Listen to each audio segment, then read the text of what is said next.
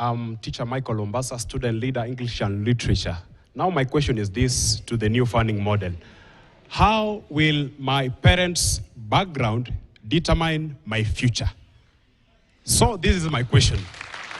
If by today my parents worked and were poor or were rich, why don't the government audit my life and my passion as a student to where I'm heading and ban me to the passion that I'm thinking, maybe I want to be a pilot? Why don't the government just say, this student wants to be a pilot. Now let us fund him or her as according to the passion. Why are they involving my parents' background and directly affecting me as a student?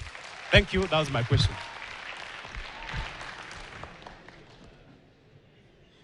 Yes, good evening. I'm Ivan Sojala, a student, a third year. I take education science. Number one, I've come to realize that vice chancellors, you've been a bridge to forcing this new funding model to students. Number two, if I may ask again the vice chancellor, may you kindly brief us about your background before you became the vice chancellor?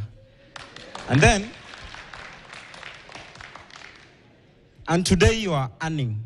And why is it only students why is it that when your parents maybe were richer before you became the vice chancellor, that today they should conclude that now that your parents were richer before you became the vice chancellor, you should also receive a smaller salary compared to those vice chancellors who had their backgrounds as poor vice chancellors?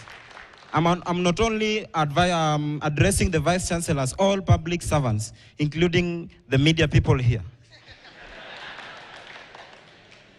Another thing that is not being brought out clearly is how we are going to pay these loans that the government is giving us today. How are you going to ensure that we pay those loans fairly now that I, Ivan Sojala, am paying school fees of maybe 16,000 per year, and my colleague here is paying school fees of about 52,000 per year, and we are taking the same course? Is it not discrimination of highest order? I want you to confirm to us today before we end this session. Asante sana Ivan Sojala huyo akitoa kauli zake. Niangalie pia kauli ambazo ziko kwenye mtandao. Falini Angel, the money given on bursaries should all be the money given as bursaries should all be directed to education and paid directly to schools instead of giving it to MCAs and MPs. Why will the government allocate more than 100 billion to 47 senators and then allocate 30 billion to 200,000 students? Yes, we have been rebanded, but how can vulnerable cases initially